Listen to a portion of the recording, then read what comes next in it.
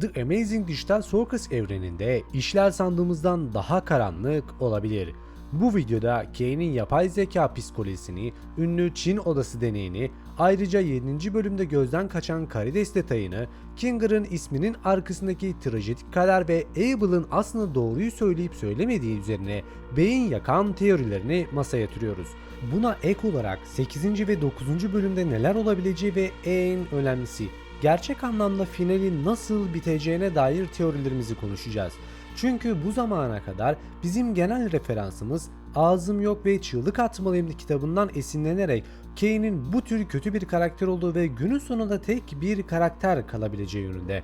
Ama ya yanılıyorsak, ya Gasuworks bize ters köşe yapacaksa, ya bütün karakterler ölecekse o zaman ne olurdu?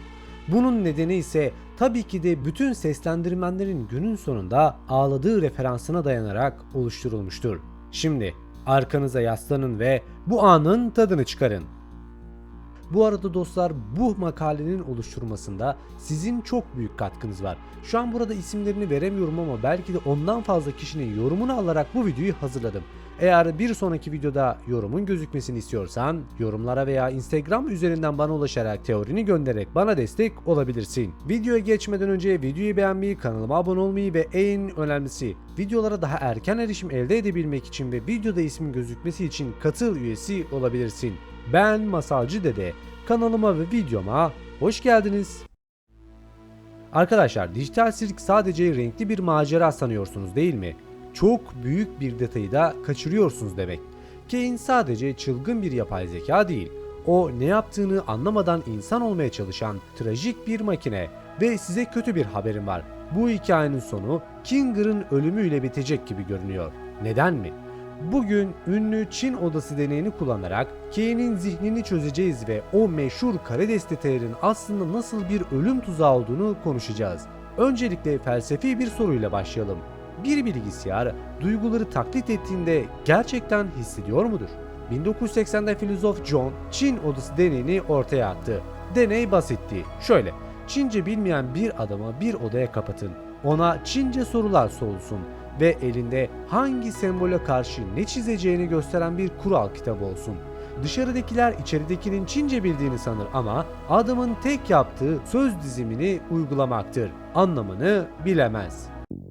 İşte Kane tam olarak bu. Kane insan duygularını taklit ediyor, maceralar yazıyor, onlara diyor ama aslında hiçbir şeyi anlamıyor. O yüzden favori karakteri listesine bakıp kimsenin onu sevmediğini görünce hata veriyor. Çünkü yazılımında üzüntünün bir karşılığı var ama ruhunda yok. O yalnızlıktan korkan ama yalnızlığın ne olduğunu bile tam kavrayamayan bir Çin odası mahkumu. Gelelim bölümdeki en tüyler ürpertici detaya. Hatırlarsanız bölümün başında sahilde Pomni'ye bir karides yaklaşmıştı.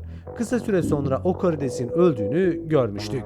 Peki bölümün sonunda Kane ne dedi? Eğer mavi düğmeye bassaydınız karides köyüne gidecektiniz. Arkadaşlar, ölü karideslerin gittiği yer neresidir? Cennet mi yoksa yok oluş mu? Kane'in maceraları artık tehlikeli bir hal alıyor.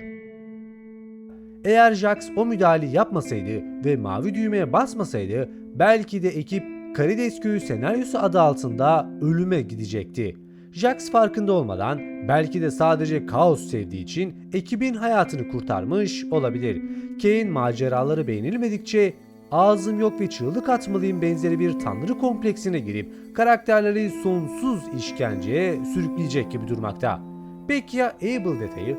Şirket ve kaçış kapsülleri hakkında anlattıkları yalan mıydı? Kane'in son anda araya girip bu sadece bir roldü demesi bana hiç inandırıcı gelmedi arkadaşlar. Belki de Abel Kane'in kontrolünden kısa süreliğine çıkıp gerçeği söyledi ama Kane hemen söz dizimini düzelterek onu tekrar role soktu. Ve can alıcı nokta ise Kinger, yani satrançta en önemli taş hangisidir? Şah yani King, şah mat olursa ne olur? Oyun biter. Kinger deliliğin sınırında ama aslında en çok şeyi bilen kendisi. Karanlıkta zihnini kullanabiliyor. Teorim ise şu arkadaşlar. Sirkin ana sistemini kapatmak veya Kane'i mat etmek için bir fedakarlık gerekecek.